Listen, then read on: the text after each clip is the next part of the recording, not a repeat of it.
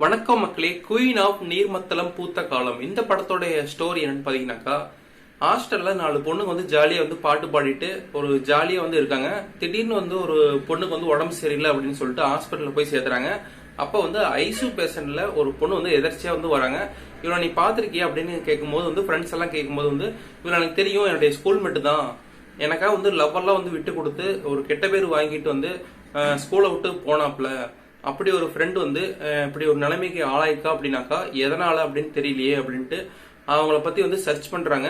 அவங்க வீட்டுக்கு வந்து தகவல் சொல்லலாம் அப்படின்னு சொல்லிட்டு நிறைய இடத்துல போய் விசாரிக்கிறாங்க. அப்ப அவங்களுக்கு வந்து கிடைக்கக்கூடிய தகவல்கள் தான் வந்து இந்த படத்தை வந்து மொத்தமா வந்து ஹோல்ட் பண்ணி நம்மள பார்க்க வைக்குது. இவங்களுடைய லவ் போர்ஷன்ஸ், இந்த ஸ்கூல் டிராமா இதெல்லாம் பார்க்கும்போது வந்து நல்லாவே இருக்கு. விசுவலா பார்க்கும்போது வந்து நமக்கே வந்து ஒரு நம்மளுடைய ஸ்கூல் லைஃபுக்கே மறுபடியும் கூட்டிட்டு போறாங்க.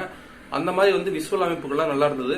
அதே மாதிரி லவ் போர்ஷன்ஸ் தான் நல்லா இருந்தது. இருந்தாலுமே வந்து வளர்ந்ததுக்கு அப்புறம் வந்து அந்த லவ் போர்ஷன்ஸ் எல்லாம் காட்டும் போது வந்து கொஞ்சம் செயற்கைத்தனமா வந்து இருந்த மாதிரி இருந்தது.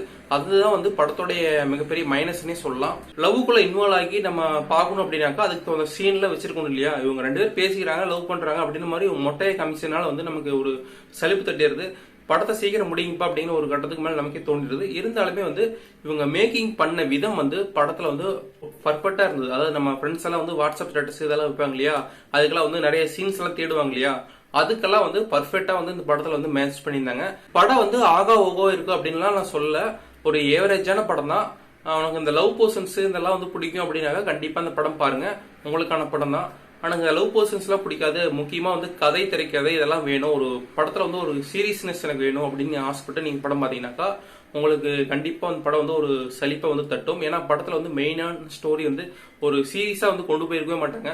ஒரு பொண்ணுடைய லைஃப்ல எடுத்துட்டோம்னாக்கா ஒரு மினிமம் என்ன லவ், பிரேக்கப் இந்த மாதிரி சீன் நிறைய இருக்கும் இல்லையா, இதுதான் வந்து படத்துல காட்டியிருக்காங்க. படம் வந்து எங்கேயுமே வந்து அடல்ட்டால எங்கேயுமே கிடையாது. 18 வயசுக்கு மேல உள்ளவங்களே இந்த படம் பாருங்க. இருந்தாலுமே வந்து படத்துல எங்கேயுமே வந்து தப்பால எதுவும் காட்டல. எல்லாருமே ஃபேமிலியோட உட்காந்து படம் வந்து வாட்ச் பண்ணலாம். ஒரு பொண்ணோட லைஃப்ல வந்து எல்லாமே நிராகரிக்கப்பட்டு, எல்லா உறவுகளுமே வந்து நிராகரிக்கப்பட்டு ஒரு கட்டத்துக்கு மேல என்ன ஆகும் அப்படிங்கறது தான் படத்துல வந்து எடுத்திருக்காங்க.